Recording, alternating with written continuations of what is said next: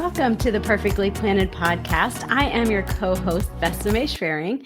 If this is your first time joining us, welcome. If you are part of the Perfectly Planted community, we thank you so much for being a part of it and really are excited. We're very excited for this upcoming show and hope you will too. Daphne, how are you? Besame, I'm doing well. How are you? Hanging in there. Labor Day weekend. Are you traveling? Yes. See, I'm in a new, beautiful studio of a different office. I'm actually enjoying the color. It's a bit of a different shade of blue here. We got to fix it up, I think, but I'm enjoying it for right now. It's beautiful. Yeah. How are you? How's your weekend going, Daphne?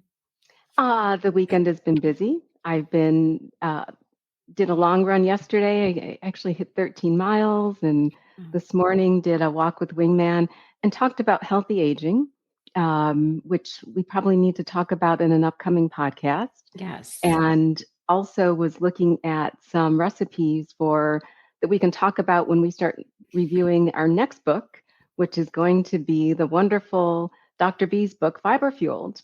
Yes, I'm so excited. I started that book just recently and have enjoyed it, and have actually noticed quite a bit of changes in the body and some of the things that have been talked about in the book. So really looking forward to that. We'll be reviewing a couple of the chapters in our next podcast.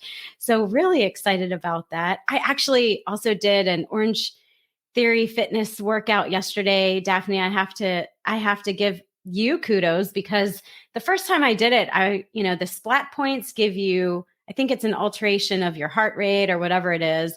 And the first time I did it, it was like had a lot of splat points. So that meant I was a little less in shape. Mm-hmm.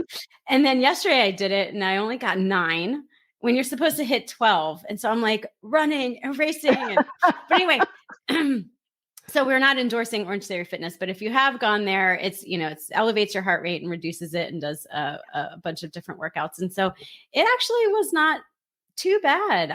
I normally am not, it's more challenging than it was yesterday. So, hey, kudos to my wingman for helping me get in shape. Well, thank you. I just updated your program, so something to look forward to.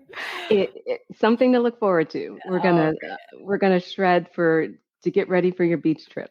Yeah, and so also just going back to your Wingman walk with Wingman, I've had lots of good feedback. For those of you who have not found it, go back. You could see some of the recordings. It's awesome. Daphne talks for a few minutes about just really. You're planting seeds of knowledge, positivity, empowerment, Daphne, during these 5-minute skits of walking. And the last one that you did was based off of a ritual podcast with a centenarian. So that was interviewed. And I listened to that podcast. It was extremely enlightening. So if only we can all live to be 100 years old. That's right. That's right. But talking about lifestyle, because that's, so Mike Fremont, who is the centenarian that Ritual interviewed, one of the key things is that, number one, he changed his lifestyle in his late 60s, which is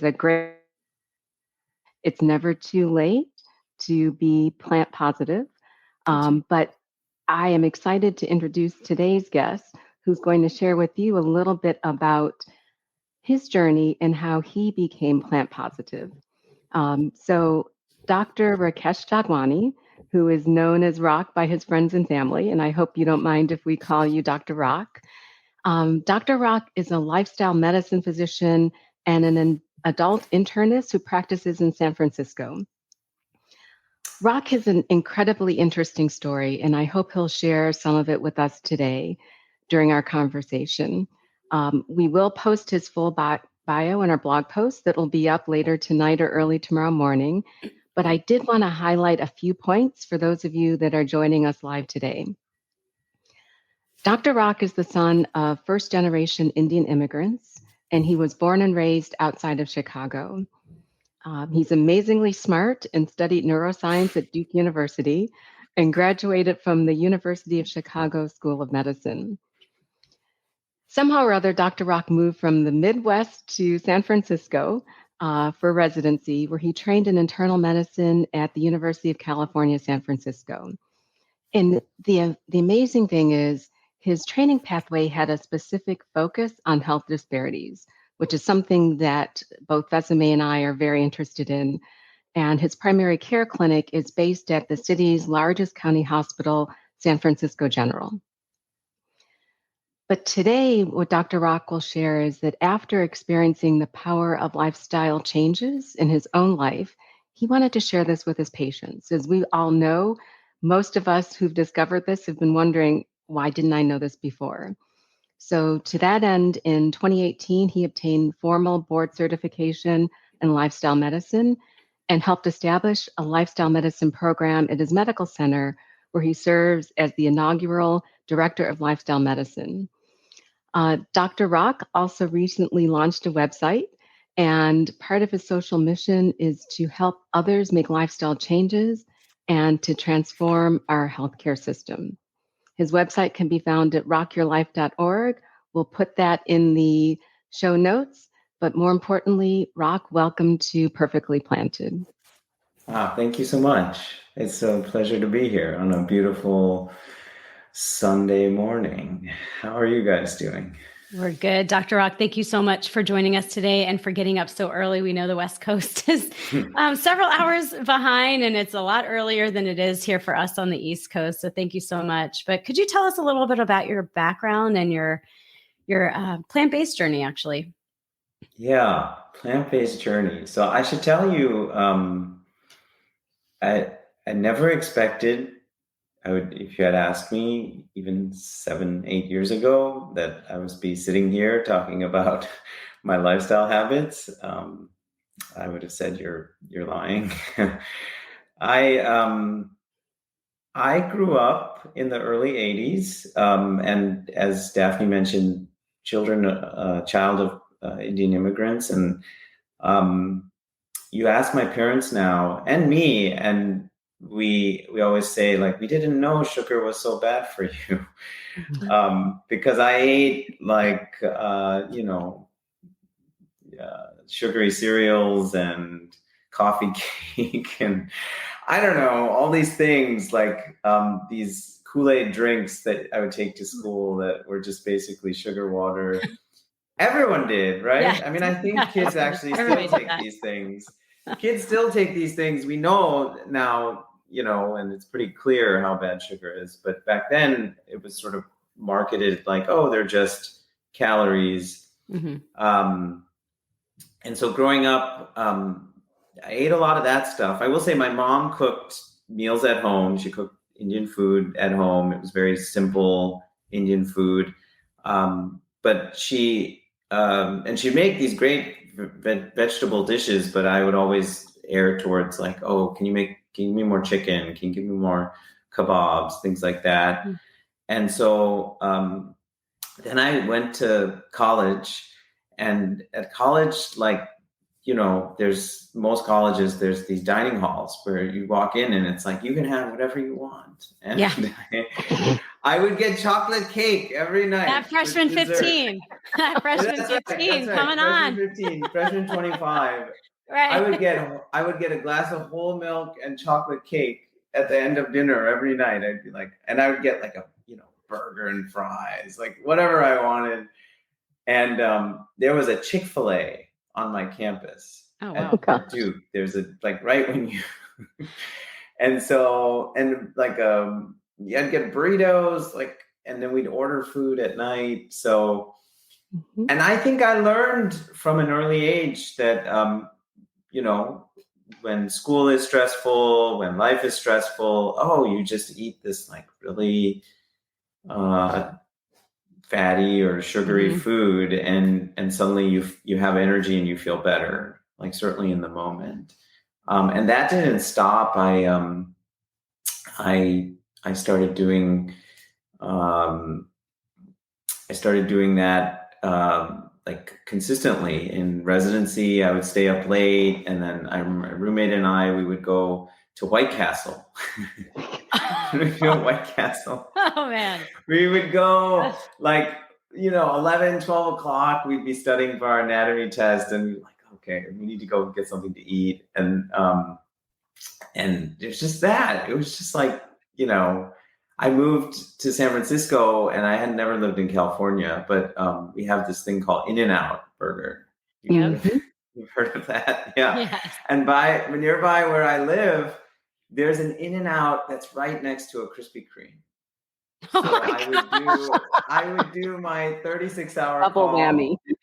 I would do, in residency, you do these like crazy shifts, and I would do 36-hour call, and I would drive to the In-N-Out I would put my In-N-Out order in, and then I would walk over, get my donuts, and then pick up my burger and fries. And that was my life. I got married during residency, and I wanted to lose weight because I wanted to like look better for my pictures and things like that. I had been overweight actually most of my life, even when I was a kid. And I did. I lost 30 pounds in the course of 3 months. Wow. And okay, yeah, that's more recent. But yeah, the way I did that was really by just eating half the food. So I was like, okay, I'll go to In-N-Out, but I won't get the donuts. And then running, I didn't enjoy running, but I would force myself to kind of run. My now wife and fiance is a runner. And so I said, okay, I want to look good for our wedding pictures. So let's go running. And I looked great. I looked great, I think, for the wedding. And then the very next day, I was in the shower and food delivery came to the door, and I came out and my wife said, "Are you having people over?"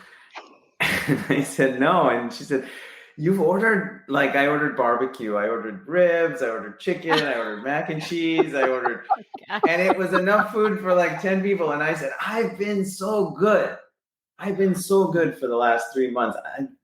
I deserve this. And then what do you think? Like in a month, I think I had maybe a month and a half, I had regained those 30 pounds. And then because I was still in residency, and then early into my career, I started working as a hospitalist.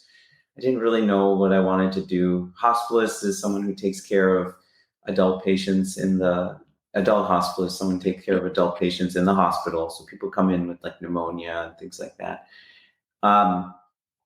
And residency sort of prepares you to be that. And so that's a stressful job though, That's a very stressful job. People are sick and you're constantly meeting new people, new families every day. And they're very anxious because their loved one is sick or they're sick.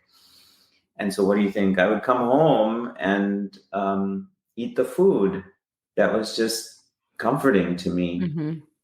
And I, along the way, actually in medical school, I learned, I probably have some underlying mental health issues. I used to go through these periods, like starting in college, where I would just have these like couple week periods where I didn't want to talk to anyone. And I would kind of stay in my room and I would kind of skip classes. And I was like, that's just something I do. I don't really understand it, but that's something I do. But then I did actually my psychiatry rotation in medical school. And then I was like, oh, that's depression. It's like, anhedonia, you don't want to see people and you're in a depressed mood and you're like sleeping a lot. And so I did go see someone and started treatment for that. And it was super beneficial. I don't know how I could have gotten through the rest of med school. But that's the sort of thing like, and I'm sure many of your viewers, so many people have mental health illness, or mental health. That's the sort of thing that like, it sort of rears its head. Yeah. Like you never know. You think things are fine, and then you never know. But that would sort of come up and down and up and down. And I would come home. So then in 2011, we had my daughter. So I have 3 kids. We had our first child in 2011, which is also very stressful, like having a new child. And that was a hard time for me. And of course, what I always do is I sort of like started eating more and using food for comfort even more. I wasn't exercising, aside from the running I did before my wedding. Like, I didn't enjoy that. My knees would hurt, my legs would hurt. So I would just come home, and I was always in this kind of foul mood. My wife would say, we were in a good mood, and then you came home. She was very blunt about it, because I was very negative. I would come home and I would say, this thing happened, this person said this, I have so many patients. And when you're a hospice, you're sort of on service for like a week. And so as the week would go on, I'd be talking about how hard it was and how I just was waiting for it to be over. And then one night she said to me, because I used to say this. I used to say, I don't have a choice. I'm so upset and negative and whatever. I complain because at work I have to be collegial. I have to be, I have to be attentive and that's your role as a physician. Like, you have to be. And so when I come home, this is finally when I can like unload. And she said one night to me, she said, how is it fair that the people you love the most get the worst version of you? Oh, yeah. Right? And I didn't have an answer other than, I'm not sure. I'm not sure. And that's when I'm a big believer in like everything happens for a reason. Actually, this morning we were talking. My wife went to college and med school in Chicago too, and we met in Chicago. And she was saying how she had considered so many other. She's from California. She's from the Bay Area, and she said I had considered so many other places, and she said I almost went so and so, or I almost went there, and I said, oh, then we wouldn't have met. And then she said, I know. And then we wouldn't have met, and then we wouldn't have had these 3 wonderful children. And I said, everything happens for a reason, right? Everything happens for a reason. So at my hospital, they require us to do these extra hours outside of work every year, like 10 hours of physician education time.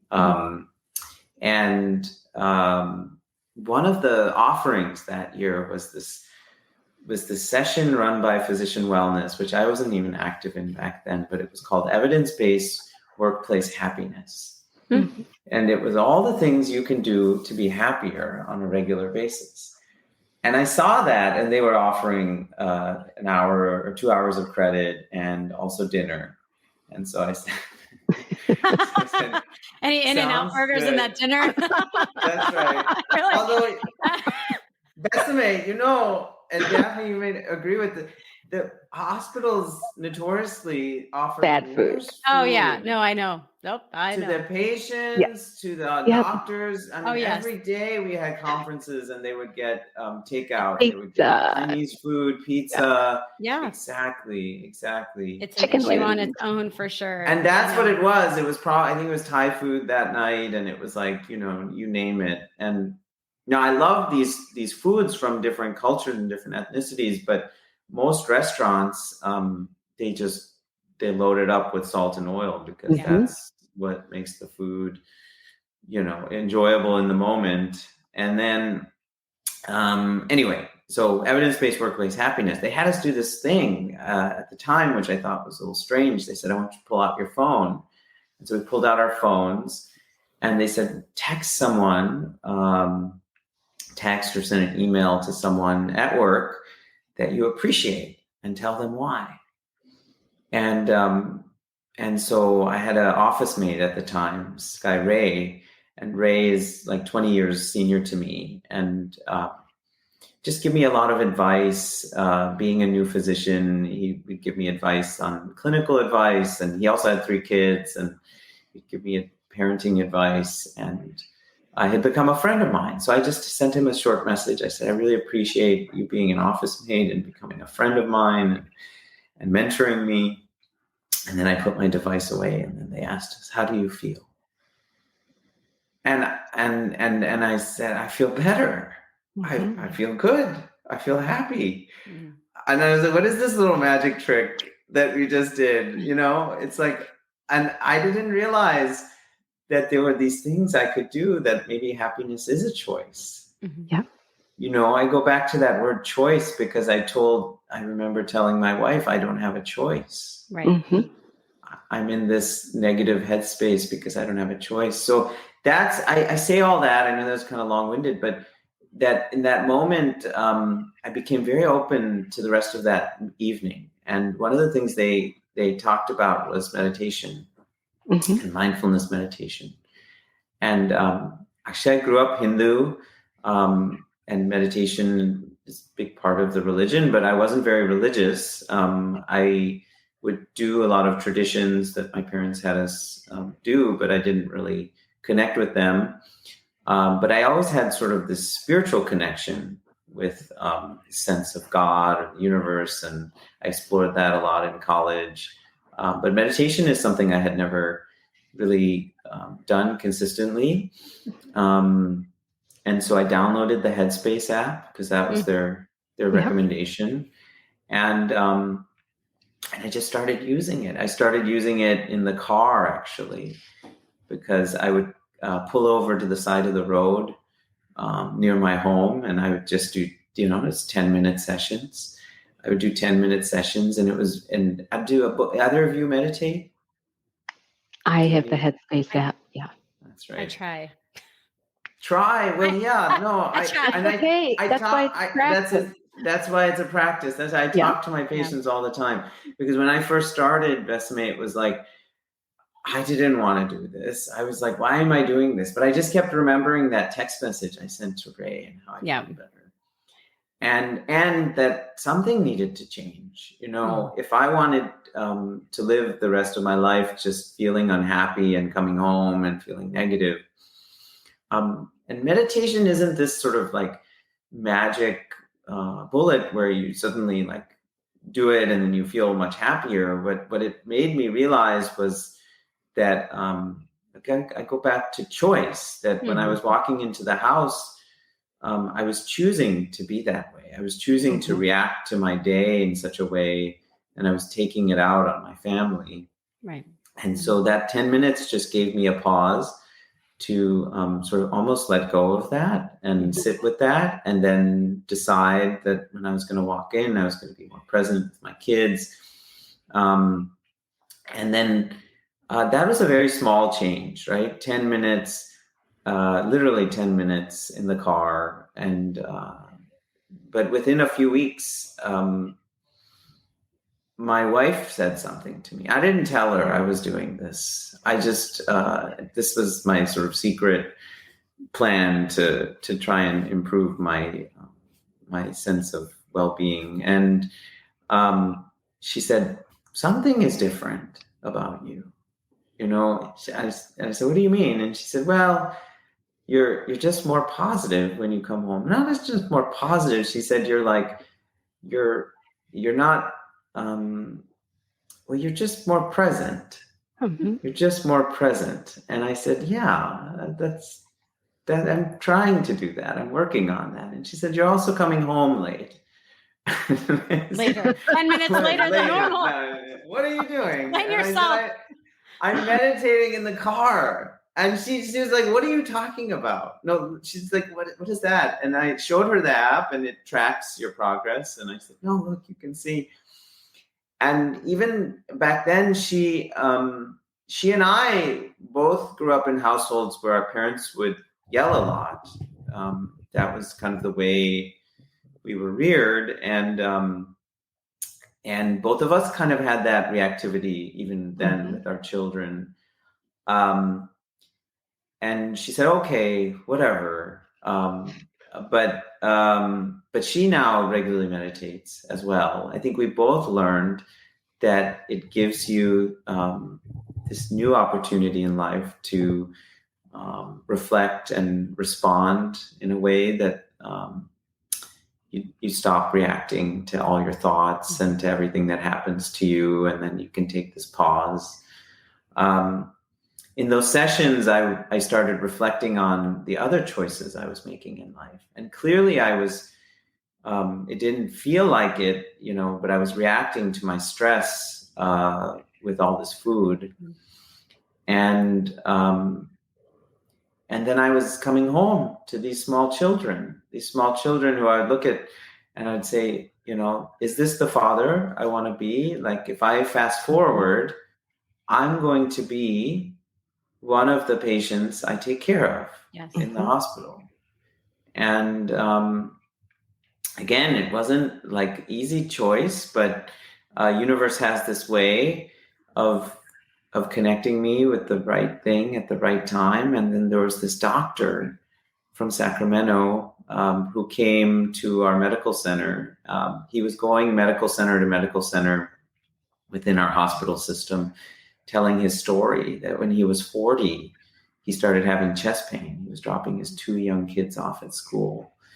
And he drove himself to his emergency room, and they did an angiogram where they looked in the vessels of his heart, and he had 2 blockages, and he was 40 years old. And nobody talked to him about how you should eat. He went on the American Heart Association diet, which emphasizes like lean meats and more vegetables and things like that, but exercise and olive oil. And he did all that. And then 6 months later, he was at the gym exercising, and he started getting chest pain again. And they went back to the hospital. They did another angiogram. His stents had closed off. Ouch. He had more disease. At that point, he had more disease, and they had to do bypass surgery. When he was so 41. He had progressed. Yeah, on the American Heart Association diet, he had progressed. And he was 41, and he asked himself, he said, this isn't the life I want to live. Like, what can I do? And so he did his own review of the literature, and then it became very obvious to him very quickly that we've known for decades that a diet that consists of whole unprocessed plant food, that a whole food plant-based diet has the power to reverse heart disease. And he said, when he learned that, he said, why has no one told me this before? Why didn't my doctors tell me this when I had my first episode 6 months ago? And he made it his mission then to go to and this was before we were Zooming. This was in 2015. So he was driving across Northern California to give this Grand Rounds talk, where he would tell the story and then he would present some of the research. And I was sitting in the audience. I was 35, and I looked at him and I said, "This is me. Like, this is I'm going to be this in 5 years. I'm going to be this in 5 years." So he encouraged all of us to eat this way for 3 weeks. And it took me a year to build up the confidence to do that. I say that because when he first said it, I said, that's impossible. That's impossible. Like, how does someone eat this way? How do you cut out meat and cheese and all the things I was eating at every meal? And so what I did do is I started eating plant-based on Mondays. Meatless Monday. Meatless Mondays. Yeah. And which, by the way, I don't say meatless Mondays anymore. I say plant-based Mondays, because meatless, it emphasizes what you're removing. Right? And you, Daphne, you're both shaking your head. Yeah. Because we know that when you do that, it's not as effective. It's not emphasizing all the good things that you bring in. Right. So it's shining the light on the bad. That's right. What are you adding in, not what you're removing? It doesn't sound as good, but I call them plant-based Mondays now. No, it's good. Yeah. So I did plant-based Mondays for a year, and those Mondays were like my training ground. Like, I'd be like, okay, I want to eat this way. Clearly, it's what's best for me. Clearly, it's what's going to prevent me from getting a heart attack in 5 years. And I don't want the rest of my life to feel like a punishment. I don't want every meal that I sit down to feel like, what am I missing? Why can't I have that? Or this is what you have to do. That's right. That's right. Not your That's choice. right. This is what I have to do. That's a different mentality. Yeah. So then I started exploring. I was like, well, what do people, thankfully I'm not the first person to eat this way. Right. So I found online that there's so many people who have re-engineered their favorite recipes. I'm fortunate that, I used to watch my mom and then learn from my mom how to cook. And then when I went off to school and then was working and things like that, I very much enjoyed, simple cooking. So that came in very handy. Of course, for me, cooking was always like, what's the piece of meat I'm going to have? Like, am I going to roast a piece of pork, or am I going to sear a steak, or am I going to... Yeah, that's the main character. Yeah, that's the main character. Right. Is always the meat, and then it's the supporting. Well, what if you take away the main character? Now all the supporting is your main. Yeah. So after a year of doing that, I found, I can make lasagna, but I can use tofu as the ricotta, and I can make, tacos, and we can put black beans and sweet potatoes as the filling, and all these things I was really enjoying. And I was like, okay, I think I can do this for 3 weeks. And so I did it for 3 weeks. The medical center sponsors a plant-powered challenge, which I have now renamed the Plant-Powered Opportunity. Because not a challenge. Not a challenge. That's right. Challenge implies this is going to be hard, and and I always tell people when we do it annually, I say this is an opportunity to feel good, opportunity to experience what it's like. Why do it? I tell my patients, why do it for 3 weeks, 100%? When I don't tell everyone, when I tell them you should eat this way, that, you should do this 100% of the time. Certainly people would benefit, but so many people would benefit from eating, 80% of their diet whole and processed plant food, 90% of their diet whole and processed plant food. And for many people, that 10%, that 20% is that wiggle room is what makes it sustainable for them, right?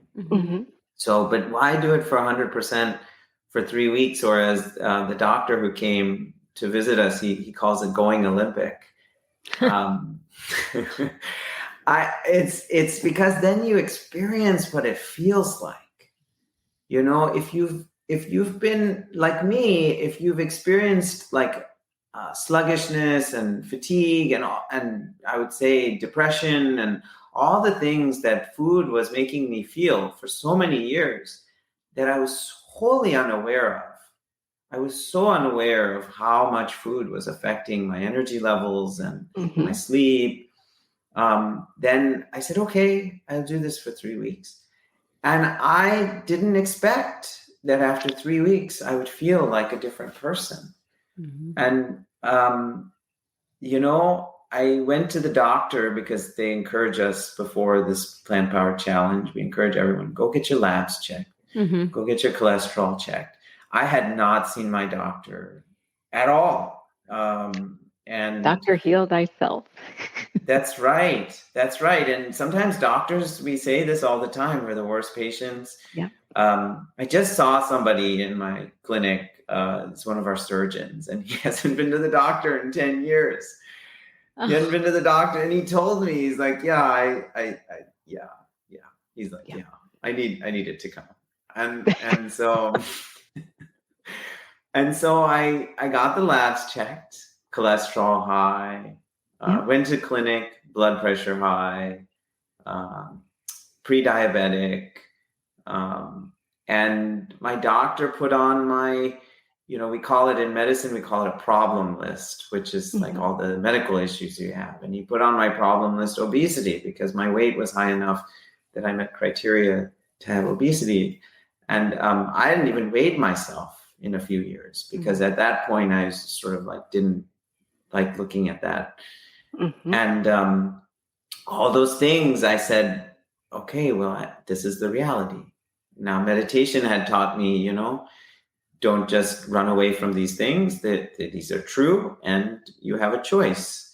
And so for 3 weeks, I ate whole unprocessed plant food, and it wasn't a punishment. I said, okay, Monday, we're going to have tofu and veggie fajitas. Tuesday, we're going to have, I had a whole meal plan. And then after 3 weeks, my bad cholesterol, the LDL dropped 40 points. Yeah. Wow. After 3 weeks, my blood sugars normalized. After 3 weeks, my blood pressure normalized. And I was a believer, I'm not right away, actually. I tell you, my birthday came up a month later. You were mentioning Dr. B, because I heard him, I think, on another podcast. He was describing something similar after he had started eating plant-based, and then he went to a steakhouse. I also used to love going to steakhouses. That's what I just did. It was like, it was my birthday. Of course, that's what I'm going to do. And I told my wife, I've been so good. I've been so good the last 2 months. Let's go. Yeah. And I just remember that meal so vividly, because I was almost like disillusioned. Like I was eating and I was like, this is good. And then I was eating, but not great. Mm-hmm. And then that night I didn't even realize, like, I had terrible heartburn. Talk back to you. That meat talked back to you. and yeah, it was my body. Welcome back. It was like, it came back with a vengeance. Like, I couldn't sleep that night. Like, it came so bad that the next morning I felt like hungover. Yeah. And then I remember saying to my wife, I was like, I don't think I'm ever going to go to a steakhouse again. I don't think I want to eat that food anymore. And I was she was looking at me and she's sort of like, who are you? And I said, I don't know, but this is, and then I just kept going. And over time I was like, that's the food. I realized, like, yes, food should taste good. At a baseline, like, you should enjoy your food. Food is one of the pleasures of life, and each meal is an opportunity to affect how you feel. Right? Mm-hmm. Each meal is an opportunity. It's not just how you feel in the moment. When I would eat that In-N-Out cheeseburger or the Krispy Kreme, like, it certainly felt good in the moment. But then I started asking myself, how am I going to feel an hour after the meal? How am I going to feel that night? How am I going to feel the next day? And how am I going to feel years from now from eating this food consistently over and over and over again?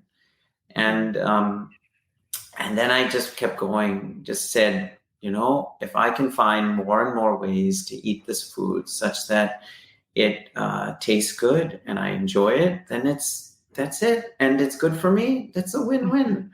I'm just going to keep doing that. Okay. I'll stop there. No, that's all really good. I guess, as a healthcare provider, I mean, what are some of the messages that you give to your patients? Because I'm sure you see this day in and day out also. And now that you know, or have an experience tied to it, and also, I mean, mental illness and mental health is whole separate, but it's sort of tethered into this broader, because lots of people eat emotional eating and filling that void inside of something. And so, it's just that snowballing effect. And so what are some of the things that you share with your patients when they come in to slowly inch them? Because, I'll tell you, if somebody came up to me to say, you need to go 100% plant, I'd be like, you're crazy, because, eating meat in our meals is so ingrained in our culture that it's such a drastic change. So what are some of the small changes and advice that you give to your patients? That's 100%. So first I try to find out what's important to them. Mm-hmm. And this, by the way, is, this kind of came to me I do run now, again, interestingly. Okay, and so this came to me because I love, I don't know if you know this app. It's a free app Nike puts out. It's called the Nike Run app? The Nike Run Club app. Yeah. And they have the mindful running. mindful runs with Andy With from Andy Headspace. Putticum. From Headspace.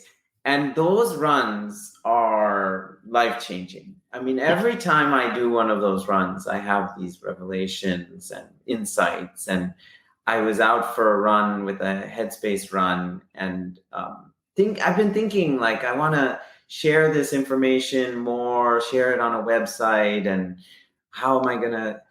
And anyway, we can get back to that. But my name, since I was a kid, my name is Rakesh, but my brother and my cousins and then many of my friends would all start calling me Rock.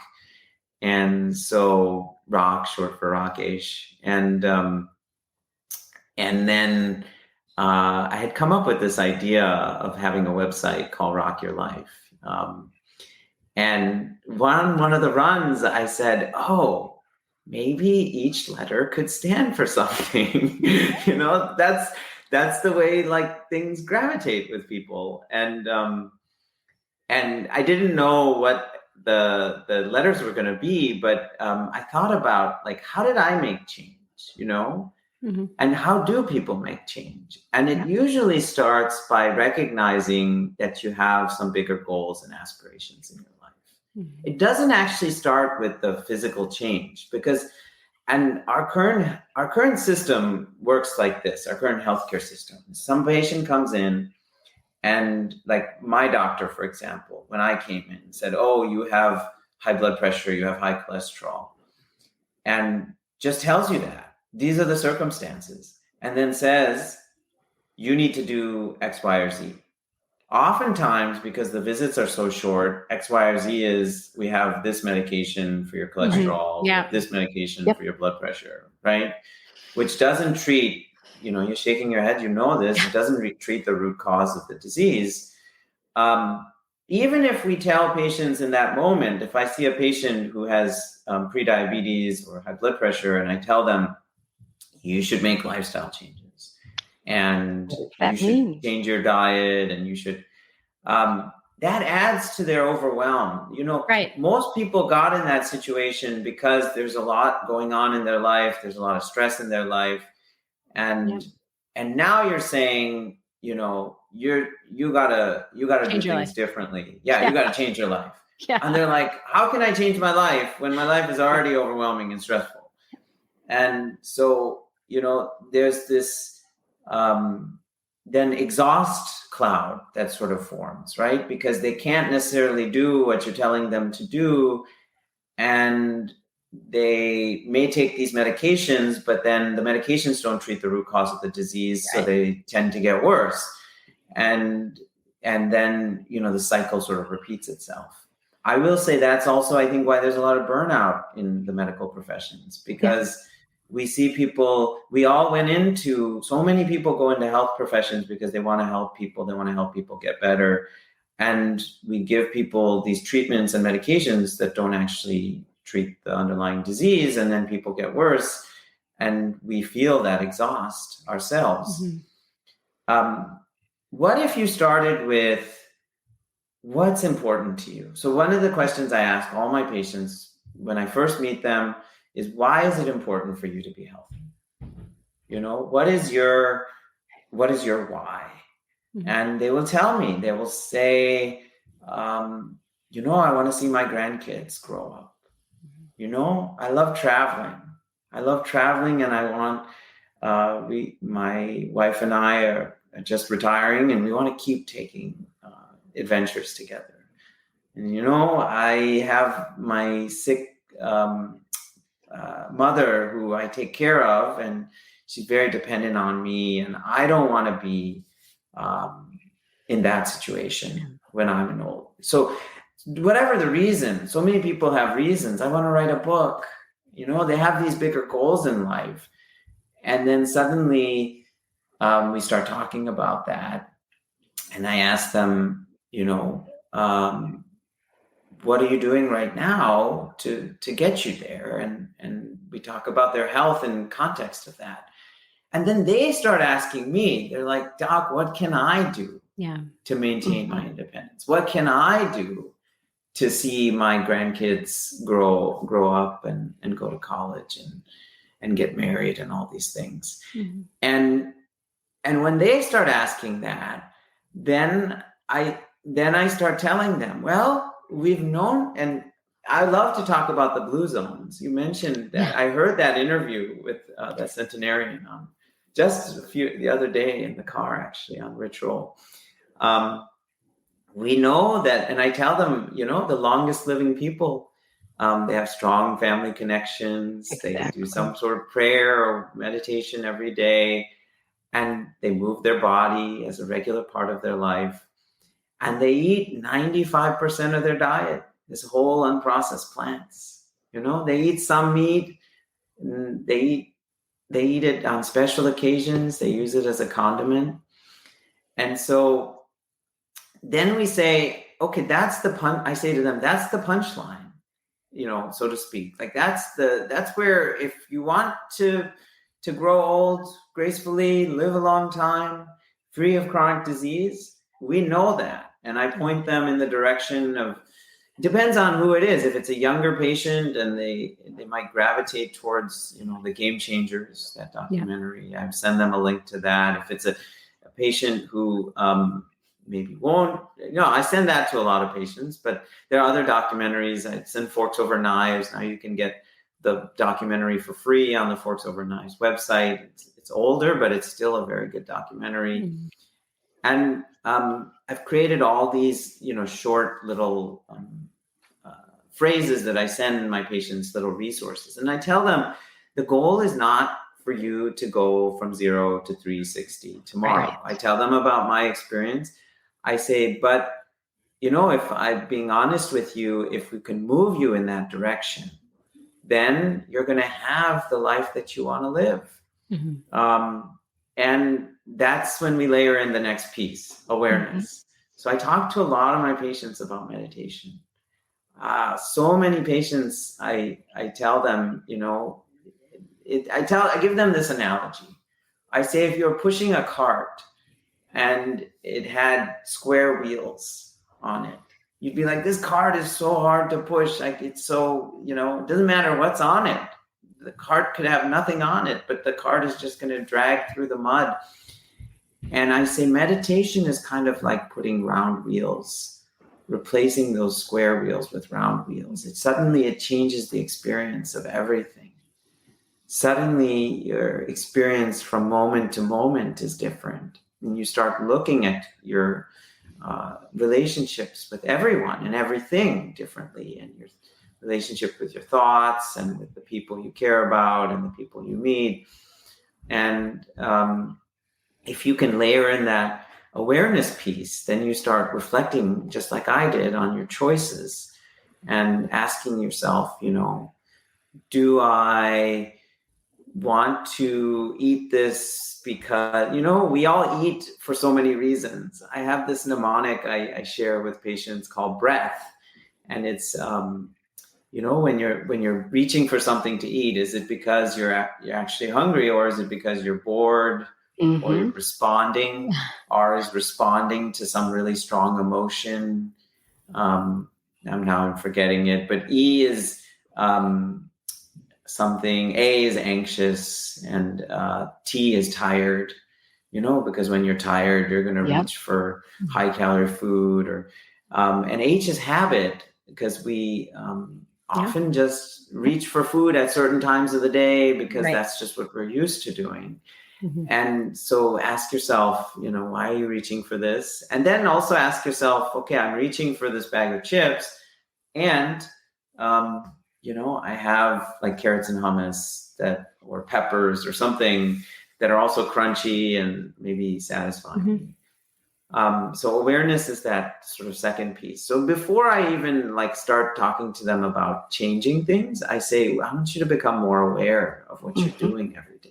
Mm-hmm. Why are you eating what you're eating? Why do you enjoy the food that you eat? Right. Mm-hmm. What is it that you enjoy about what you eat on a regular basis? Is it the textures, the flavors, the traditions? Because then when we talk about change, and K is the last piece, is kindness. Yeah. And kindness is how we make change. Mm-hmm. And I go back to my wedding, that was not being kind to myself. I was just restricting the amount of food I ate and forcing myself to do something that I didn't enjoy. Mm-hmm. And it worked up until, I took those photos on my wedding day. And then the very next day I said, I'm not going to do that anymore. Mm-hmm. And so many diets are they're framed as punishments. They are, how do you restrict yourself? How do you, and I know now from, my own experience and working with so many patients, is punishments aren't sustainable. Right. They'll only work up until a point where you're like, you know what, I don't want to punish myself anymore. Yeah. And I call them kind changes. Kind changes are ones that feel good. They feel good, and they're also good for you. So then you find the food like those black bean and sweet potato tacos. You find the food that is good for you and also delicious and tastes good and also is easy to put together. Yeah. Right. If I have to spend 2 hours making this elaborate meal, I'm not going to do it. Exactly. Right. So and then I say, what are the small things that you can do? I ask them very, how much plant food are you eating? And not shockingly, so many people don't prioritize eating plants. Like, it's just not on their radar. They don't. It's not that they don't enjoy plants. I focus on that. I'm like, what fruits do you enjoy? What vegetables do you enjoy? And they can usually come up. I had one patient last year. She said, I don't like any vegetables, like any. And I was like, really? Any? And then but I learned actually recently, I think it was in Fiber Fueled, or Dr. B was in an interview, and he said that your taste buds actually change. Uh-huh. Yeah, as your gut biome changes, your taste buds actually change. I've experienced that, Mm-hmm. And so I tell them that too. I say, well, just start eating, be intentional about eating these foods that you like on a regular basis. And then we come up with a frequency in which they're going to do it. And then I try to have close follow-up with them, because in our system, like, the visits are very short. So, and that's what I'm doing, in my work. I'm trying to create pathways for people, resources, classes, multi-week classes, resources for people, because I strongly believe that lifestyle medicine won't become, as popular as the pill form of medicine until we make it as easy to prescribe as pills, until a doctor can say, oh, okay, you have diabetes. Let's have you go through this diabetes reversal program. And it takes them 30 seconds to put that order in the computer, just like it takes them 30 seconds to put that order in for diabetes pills. And Rak, we love your energy and enthusiasm, and we're going to have you back on, because I think this could be a 2-hour conversation. Oh, sure. Sorry. We're probably no, it's really good. No. But I mean, to your point about what you're doing, and the one thing that Besame and one of the fundamental whys for us having this podcast is we want to plant the seed. Time to grow, but how do we, what can you share today to plant the seed early? Because we want to keep people out the doctor's office. We don't want them to have to get the prescription for the DPP, the diabetes prevention program. That's right. What seedlings can you plant that may help someone listening? That's right. Stay healthy. That's right. Well, it's I'll go back to my namesake is ask yourself, what's important to you in this world? What's important to you in this life? I've had some recent, our being in healthcare gives you a lot of perspective, but just life gives you a lot of perspective. I say recently, a couple months ago, a mentor of mine from training committed suicide. Oh. And Yeah, very, very sad. And when I met him over more than 10 years ago now, I think my wife was pregnant, and we were going to have our first kid.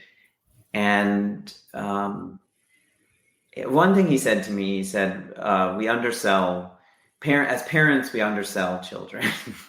He said, everyone always complains about it, but children do this magical thing. They cause you to stretch yourself in ways that you didn't imagine you could stretch yourself. And he said, I signed up to be a soccer coach for my sons, and I've never played soccer before. And he said, and it's so wonderful. He said, I'm learning so much, and I'm doing all these things that I never expected that I was going to do.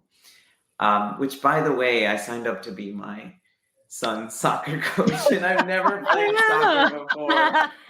And we had our first practice last week, and they're 6 and 7 year olds. So thankfully, there's not a lot. Well, Dr. RAK, listen, my husband is a soccer coach, so he played soccer, so he could give you his practice plans for 6 I probably need it. I'm probably stressing out about it. Like tomorrow, I'm gonna have a practice, and I'm like spending a couple hours like reading the book. And But you ask yourself, what's important to me in this world? I mention all that because life is short, right? We don't know what's going to happen tomorrow. We don't know what's going to happen next week. In meditation, we reflect on this a lot, is all we have is this moment. And in this moment, ask yourself, like, what's important to me? And what's the type of person I want to be? You can really frame this sense of your aspirational self-identity, and then you start making choices that align with that identity. And that feels really good. I think many people don't feel good because they have some sense of the person they maybe want to be, but they're not actually living that way. And so on a regular basis, they're seeing evidence of the contrary, and that actually doesn't feel good. So if you can become more aware of what's important to you and what's your sort of bigger aspiration, and then on a regular basis, start making choices that live up to that. And those choices may be very small at first. You may be the type of person that wants to be independent when you grow older. Well, then you back up and reverse and say, okay, well, what do I need to be doing today to be that person? And if I want to be independent when I'm older, then I need to be moving my body regularly today. Yeah. And if I'm not, then what is the small thing that I can do to move my body in a way that feels good? I'm fond of saying movement instead of exercise, because for many people, exercise feels like a punishment and a chore. Because you're right. And you both exercise regularly, move your body regularly. And now I know now it's not a punishment. If you do it regularly, it's actually a gift. Yeah. It's actually this opportunity to feel good every day. And so I tell them that. I say, let's reframe it. And then what is it you like to do? And, some people love to dance. Yep. And I say, wonderful. Then how are we going to make you, get you dancing 3 or 4 times a week? Because you love it, and you move your body, and your heart rate gets up, and you get all these benefits, and you feel good. Or is it just, going for a walk, but say, how can you elevate that walk?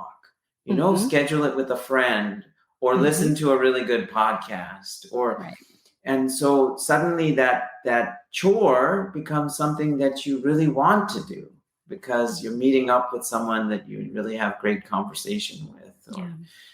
And so that's it. And then don't worry about how am I going to get to that big result? How am I going to lose 30 pounds? Because the results will come from the small daily actions, right? Exactly. Yeah. I see it as the results is the icing on the cake.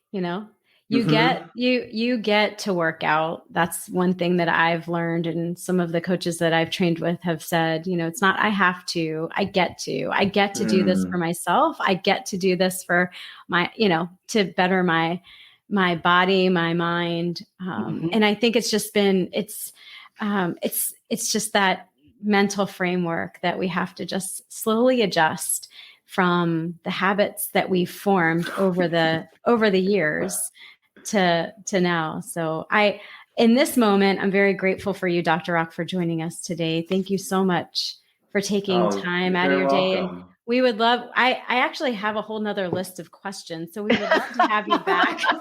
I would love to come back.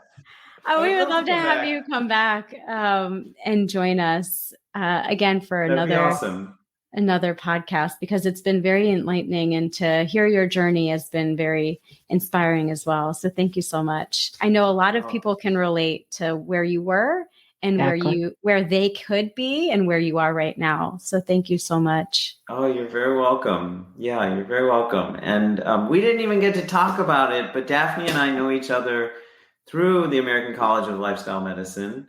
Exactly. We both are on a member interest group called HEAL, which is Health Equity Achieved Through Lifestyle.